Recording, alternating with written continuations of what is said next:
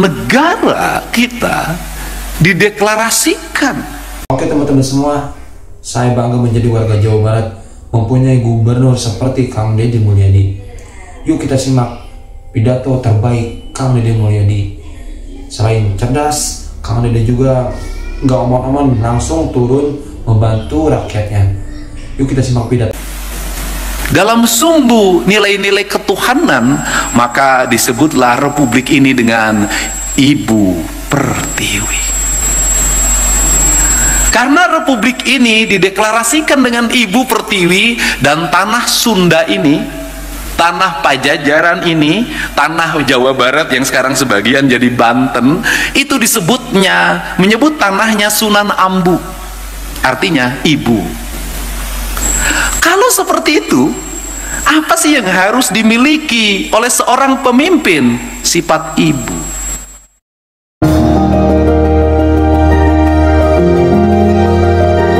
Saya Didit Maulana.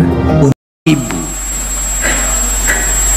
Karena yang harus dimiliki oleh seorang pemimpin sifat ibu, maka pemimpin harus melakukan apa pada tanahnya ini, pada airnya ini, memperlakukan seperti memperlakukan ibunya. Karena dia memperlakukan seperti ibunya, maka rawat dia, jaga dia, cintai dia, penuh kasih. Jangan kau cemari dia, jangan kau sakiti dia. Maka hubungan antara pemimpin dan istrinya dengan tanahnya akan terikat dengan kuat. Karena terikat dengan kuat, maka dia bersenyawa. Karena dia bersenyawa, maka tanah itu menjadi sesuatu yang hidup. Dan saya termasuk orang yang punya keyakinan, ketika saya mengut sampah, maka air yang di sampah itu akan bercerita pada air di tempat lain. Ketika saya membuka ruang-ruang pori-pori tanah agar air jatuh, maka tanahnya akan bercerita pada yang lain. Ketika ada burung yang patah sayapnya, kemudian saya urus sampai dia terbangkan, maka burung itu akan bercerita pada yang lain. Karena saya selalu meyakini alam ini adalah satu kesatuan ekosistem yang tidak bisa dipisahkan. Maka matahari, air, udara, tanah, semuanya saling bersahutan dan mereka saling berbicara satu sama lain. Mana yang harus dia doakan, mana yang harus dia beri jalan, mana yang harus dia selamatkan, mana yang harus dia musnahkan. Kerangka dasar itulah yang melahirkan metodologi kepemimpinan. Sehingga ketika saya ditanya bagaimana cara melakukan pengelolaan keuangan negara, saya selalu mengatakan saya cukup belajar pada ibu saya, nggak usah belajar pada yang lain. Kenapa belajar pada ibu saya? Ibu saya anaknya 9, sekolah SD pun tidak tamat, cuma sampai kelas 1, tidak bisa baca tulis, tetapi dia bisa membesarkan ke-9 anaknya dengan sehat, tumbuh dengan baik. Tak ada satu jengkal tanah pun saya yang terjual ketika anak-anaknya saya sekolah. Berarti ibu saya punya kecerdasan yang sangat tinggi dalam mengatur keuangan. Maka uangnya diatur, kakaknya sekian, adiknya sekian, yang ininya sekian, yang ini kamu tidak boleh jajan karena kakak kamu mau naikkan kelas. Maka itu dilakukan. Maka dalam dirinya kuat banget bagaimana cara menyiasati anak ketika dia pengen jajan es. Ibu itu lebih baik anaknya menangis berguling-guling dibanding memberikan uang jajan untuk es. Ketika anaknya pengen beli mobil-mobilan, maka ibunya lebih baik anaknya berguling-guling menangis pengen mobil-mobilan. Ketika anaknya pengen kapal-kapalan, lebih baik berguling-guling menangis pengen kapal-kapalan daripada membelikannya. Kenapa? Karena dia harus bertahan, kakaknya harus bisa selesai sekolahnya. Maka pengelolaan keuangan negara juga harus begitu sama. Mana yang super prioritas, maka yang ini yang harus kita utamakan. Kebutuhan dasar rakyat. Kebutuhan dasar rakyat apa? Pendidikan, layanan kesehatan, layanan infrastruktur. Maka ini yang lain yang berguling-guling jangan dikasih, di demo biarin aja. Kita ini dulu, kenapa? Karena ini akan menjadi daya juang, daya jongkrak ke depan. Apa? Kenapa kita tidak makmur-makmur? Kenapa APBD kita tidak bisa menjadi daya dongkrak? Karena dalam setiap tahun dibagi habis tanpa skala prioritas. Akhirnya apa? Kaluhur teu sirungan, kahandap teu akaran. Prinsip dasar pengelolaan rumah tangga itu apa dalam kaidah ibu saya? Saeutik mahi loba nyesa. Karena seetik mahi lobanya maka ibunya menjadi seorang yang kreatif. Bagaimana menjadi seorang yang kreatif? Gak ada kata sekarang stunting. Betul, stunting itu akibat miskin. Betul, stunting itu karena negara tidak memberikan stimulus. Betul, stunting itu karena negara juga kurang memberikan perhatian. Betul, tetapi stunting juga lahir karena lemahnya kreativitas, karena ibu-ibunya yang lemah. Saya boleh berkata, berapa harga rokok, berapa harga telur, mana yang prioritas? Apakah betul saya termasuk orang yang kreatif? Bagaimana bangun tidur, lihat di langit rumah saya dari bilik, maka di situ bergelantungan kamarang. Mungkin yang orang kampung pernah ngalamin. Kamarang itu ada bilatungnya. Maka saya naik, kemudian dibukakan, kemudian ibu saya, dimasukinlah bilatung itu, kamarang itu ditelan. Saya baru tahu itu kadar proteinnya tinggi banget. Maka kita ngebor simut. Saya baru tahu, kata orang Jepang, simut itu proteinnya tinggi banget. Maka kita mancing ikan, proteinnya tinggi. Maka kita ngambil tutut, proteinnya tinggi. Maka kita ngambil belut, proteinnya tinggi. Maka tumbuhlah Deddy Mulyadi. Itu bodoh-bodoh tuh. Ada yang lain lah, udahlah. Ini kan semuanya bukan orang kaya, banyak yang kismis-kismis orang tuanya. Ya, tumbuh. Kenapa? Kadaek. Apa sih yang hilang dari kaum ibu hari ini? Kadaek. Kenapa kadaeknya hilang? Nyeseh nges embung, nyetrika nges embung, semuanya sudah tidak mau. Apa sih yang berproblem hari ini? Hilangnya kreativitas. Apa yang, ingat loh, hati-hati negara dalam membuat kebijakan. Jangan juga, betul negara bertanggung jawab pada A kemiskinannya, pada B, pada C. Tapi ingat juga, tidak semua juga subsidi negara diberikan pada orang yang disuapin terus-menerus, orang itu tumbuh. Tidak, dia tetap sepanjangnya menjadi miskin. Hati-hati. Saya tuh orang yang tukang memberi, tapi saya tahu dan sekian beri, ada yang berhasil, ada yang tidak, ada yang balik lagi minta lagi, ada yang tumbuh. Ada negara, ingat, di negara-negara yang mengalami kemajuan tinggi pun, di negara-negara yang per kapita tinggi pun, orang-orang yang terus-terusan disubsidi tidak mengalami perubahan hidup, tetap jadi pemabuk, tetap jadi pemalas, tetap dia menjadi tunawisma. Ini juga terjadi. Kenapa? Mentalitas. Untuk itu hati-hati juga kita dalam membuat kebijakan tentang subsidi. Hati-hati juga dalam memberikan bantuan. Kenapa? Bantuan itu membuat dua mata pedang. Yang satu mengisi perutnya, yang satu juga melumpuhkan pikirannya. Ini terjadi, Pak. Nah, setelah itu apa yang terjadi ketika masyarakat juga mindsetnya tidak dirubah? Antrian orang berharap pada bantuan. Ketika ada antrian orang yang berharap pada bantuan, hari ini para bupati harus mengakui sulit menggerakkan orang hanya sekedar menyapu hari ini. Sulit menggerakkan orang hanya sekedar gotong royong hari ini. Kenapa? Di mindset otaknya adalah hari ini duit. Akibat dari apa? Akibat dari tetangganya dapat PKH, tentaranya dapat bantuan pangan non tunai, dia tidak kebagian, dia merasa tidak adil. Kenapa dia harus disuruh jadi nyapu di halaman? Kenapa disuruh kerja bakti? Sedangkan yang dapat PKH, bantuan pangan non tunai, subsidi lainnya, dia enak-enak betul hidupnya. Apa kebijakan negara yang harus dilakukan menurut saya hari ini adalah merombak mindset berpikir ini. Negara memberikan subsidi, tapi negara juga harus bisa merubah pola perilaku hidup manusia warganya. Bagaimana caranya? Ibu PKK, para bupati memetakan, dikasih yang nerima bantuan PKK harus dikasih sapu lidi. Anda harus nyapu dari sini ke sini dalam setiap hari. Mereka yang terima subsidi pendidikan sekolah gratis, Anda harus dikasih harus pelajaran. Di kelasnya Anda harus rajin nyapu di ruangannya, nyapu di halamannya. Ke sekolahnya Anda harus jalan kaki. Setelah itu pulang dari sekolah Anda harus mengembala, harus ikut industri kreatif, harus ini, harus ini, harus ini, agar berubah kehidupannya. Kalau tidak, maka gelombang masyarakat miskin baru akan terus terjadi. Kata tadi Pak Sekda mengatakan Gini rasio di Jawa Barat sangat tinggi, ranking ke-30 37 dari 38. Kita ranking terakhir. Bisa jadi ini disebabkan karena mayoritas orang Jawa Barat pemalas. Apa yang terjadi? Pergeseran hak kepemilikan, hak atas tanahnya. Contoh, orang Depok,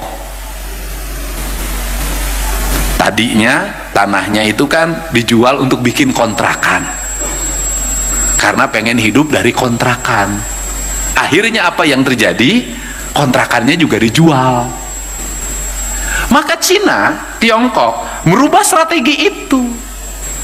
Strategi di Tiongkok adalah tanah-tanah yang dimiliki oleh masyarakat desanya, kalau kita masyarakat kelurahan agak dalam, itu tidak boleh diperjualbelikan. Orang-orang kota ke situ tidak boleh membeli, hanya boleh menyewa.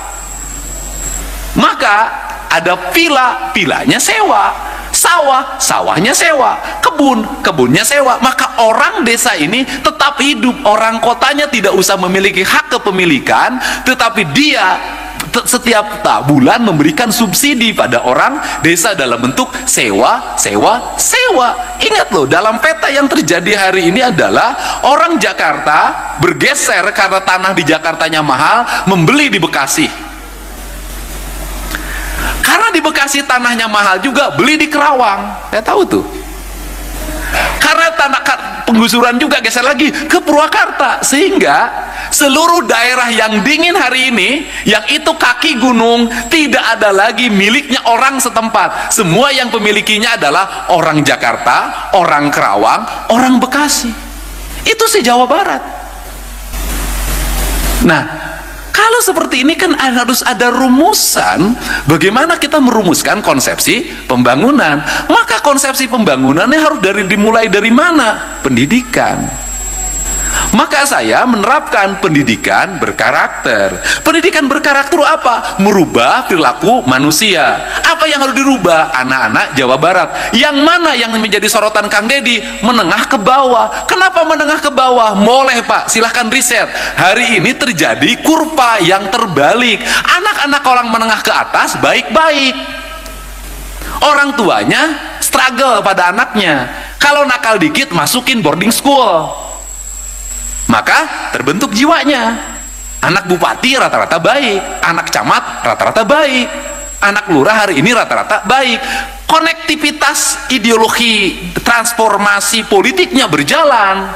Dia gaul sama ini, konektivitasnya jalan. Dia sekolah gaul sama ini, konektivitasnya jalan. Besok lulus sekolah sudah punya konektivitas. Siapa hari ini yang nakal-nakal? Mohon maaf, anak kelas menengah ke bawah. Cek Bu, beda tahun 80-an. Tahun 80-an, tahun 70-an, anak orang kaya males-males, anak orang miskin seperti saya kerja keras. Sekarang terbalik. Ibu dicek deh, silakan. Yang suka nongkrong di pinggir jalan, motor beber-bebetar, kelas ekonominya rendah. Yang saya selalu menemukan anak yang berkelahi, ditusuk, dibacok, pasti menengah ke bawah. Kan ini tantangan. Dan itu mayoritas. Nah, kalau ini nggak dirubah karakternya, kalau dari sekarang nggak dirubah karakternya, dibentuk karakternya dengan baik, diarahkan, dibangun konektivitas politiknya, disuruh puasa Senin Kemis, berat masa depannya. Kalau gelombang ini makin besar, maka akan menjadi gelombang politik, ditambah dia ganas, ditambah dia barbar, maka angka kriminalitas akan tinggi, peredaran narkoba makin besar, kemudian nanti menjadi kekuatan politik baru, dan ini berbahaya, bisa ada revolusi yang dilakukan. Nah, untuk ini harus dirubah Pak. karakter. Jadi kalau saya ngomong bangun pagi sekolahnya 6:30, saya lagi merubah karakter anak Jawa Barat. Agar apa? Karena saya punya riset. Kalau masuknya jam 7:30 rata-rata kesiangan, tapi kalau masuknya 6:30 itu rata-rata tidak kesiangan. Ini ciri. Kenapa? Karena kalau masuknya 7:30 maka dia santai dari rumahnya, di jalannya macet. Karena masuknya 6:30 dia bangun pagi. Dan yang paling menarik di sekolah adalah siapa yang dari 6:30 itu yang suka paling duluan di ruang kelas, yang jarak dari rumahnya paling jauh. Kenapa bupati gubernur mikirin itu? Karena bagi saya ini penting. Maka saya menyambut kalau Pak Prabowo hari ini punya program sekolah untuk rakyat. Anak orang miskin sekolah di situ, diberi makan, diberi baju, diarahkan metodologi pendidikannya. Satu sekolah nilainya 100 miliar.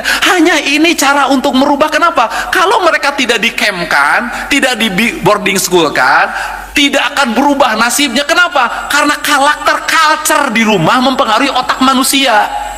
Saya punya riset tentang sepak bola. Saya tuh punya sekolah sepak bola yang metodologinya beda, yaitu anak dididik makan, minum, bajunya saya tanggung semuanya, dan sudah banyak menjadi pemain nasional. Itu dari sekian itu ada anak main bolanya bagus tapi sok. Karena sok dia tidak mau tinggal di mes, dia tinggal di kampung. Karena tinggal di kampung dia paling hebat main bolanya. Ya akhirnya dia menjadi pemain tarkam terus-terusan. Tidak jadi, karena ini di mes konsisten jadi pemain profesional. Jadi mohon maaf, kenapa anak hari ini harus dikemkan? Karena lingkungan rumah, lingkungan tetangga sudah tidak mendukung lagi pembentukan karakter anak Indonesia yang hebat. Tidak mendukung. Gak bisa. Lingkungan kita udah rusak, Bu. Dulu senakal-nakalnya kita bukan berarti saya melarang anti terhadap orang tidak puasa, bukan, tapi ini urusan mental. Dulu senakal-nakalnya kita tidak puasa tuh sembunyi, malu. Hari ini anak-anak usia sekolah ngabuburit bari udud pinggir jalan. Bukan berarti itu saya melanggar, bukan, tapi dari sisi karakter dia sudah buruk, sudah tidak puasa, kemudian menyengajakan diri di depan umum, rasa malunya sudah tidak ada. Untuk ukuran anak-anak sekolah ini buruk. Nah, ini harus segera. Itu pertama. Yang kedua, makanan. Betul, makanan hari ini anak-anak kita, orang tuanya cukup. Saya katakan deh gini, semiskin-miskinnya anak Jawa Barat itu 5.000 sehari bekal punya. Saya udah riset kok. Yang dikatakan miskin di Jawa Barat 5-10.000 sehari punya. Nah, apa sih yang jadi problem? Yang jadi problem itu adalah orang tuanya sudah tidak masak, mengandalkan jajan. Karena orang tuanya sudah tidak masak, mengandalkan jajan, maka kita kehilangan dua kualitas. Satu, kehilangan kualitas emosi antara ibu dengan anaknya dalam bentuk makanan. Saya dulu punya program bawa bakal ke sekolah yang harus dimasakkan oleh ibunya. Sesungguhnya bukan persoalan kecukupan gizi yang saya maksud. Sesungguhnya yang saya maksud adalah bagaimana seorang ibu itu memiliki hubungan emosional dengan anaknya. Kenapa? Karena nasi yang dibikin oleh ibunya, ikan yang digoreng oleh ibunya, daging yang disemur oleh ibunya, maka ibunya punya ukuran untuk kesehatan anaknya. Dia punya pertimbangan garamnya, dia punya pertimbangan gulanya, dia punya pertimbangan penyedap rasanya, dia pakai rasa.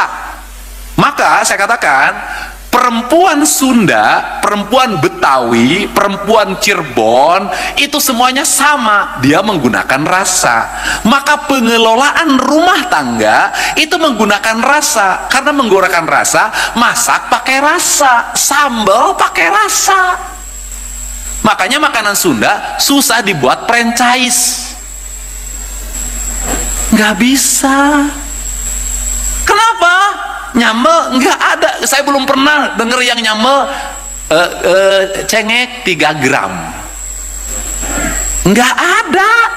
Masukin, uya, rekuh. Ya tergantung perasaan. Lamun salah kita keur berger deui gitu aja gitu. loh, ibu kita dulu kalau disakitin oleh bapak itu menumpahkan seluruh perasaannya ketika masak. Kalau ibu-ibu sekarang menumpahkan perasaannya di TikTok. Dulu sambil masak, bapak si ate teh balik-balik nges dua poe leheng cenah iku awewe mah mending bisingku rampok. Nah karena rasa, maka di situ ada tumpahan. Maka anak yang ibunya mengalami derita terus-terusan karena sakit oleh bapaknya, itu mengalami pertumbuhan yang buruk. Kenapa? Karena masakannya itu doanya doa kesedihan. Sia kades ya, nuker selakina beger sih mun anak siang lain. Itu doa kesedihan. Nah, karena dengan rasa, maka menyajikannya dengan rasa. Maka di situ rasa itu adalah tumpahan doa. Kalau bahasa saya itu adalah bahasa spiritual. Maka itu kekuatan. Maka masakan Sunda nggak bisa, Bu. Masakan Sunda di franchise nggak bisa, nggak bisa. Ya, tukang sambalnya nggak bisa sambal di franchise, nggak ada, nggak bisa, nggak bisa. Makanya masakan Sunda ketika dia franchise nggak ada yang enak kecuali yang aslinya. Nggak bisa. Beda dengan yang lain. Nah, karena tidak bisa, karena ini urusan perasaan. Karena urusan perasaan saeutik mah lo bahasa. Maka manajemen ya pakai manajemen hati. Karena manajemen hati cenderung ada aspek-aspek yang irasional mistik. Itu loh, itu bedanya. Jadi aya we jalan teh, saya kasih tahu aja, aya we jalan. Selesai. Nah, itu ada hubungan doa. Karena hubungan doa, anaknya, mohon maaf, ketika makan di sekolah, maka ketika membuka dia nasi, ketika dia membuka ikan, maka di nasi, di ikan, di sambal, itu yang tergambar adalah ibunya. Nah, kemudian melahirkan apa? Melahirkan kerinduan. Mereka yang lahir tahun 70-an, mungkin kalau yang ibunya ada, kenapa sangat pengen pulang mudik lebaran? Hanya untuk apa? Pengen makan lodeh ibu, pengen makan sangu akel ibu, pengen makan rendang ibu, pengen minum air teh ibu. Dan sampai sekarang nuansa itu nggak bisa hilang. Maka beruntunglah bagi seorang ibu yang bisa masak dan bisa memasak bagi anaknya. Kenapa? Karena anaknya suatu saat akan ada sesuatu spiritual yang dia tidak bisa melupakan dan ingin bertemu. Ini penting. Nah, saya tidak berarti. Nah, kemudian apa yang didapat oleh anak-anak kita hari ini? Jajanan di sekolah.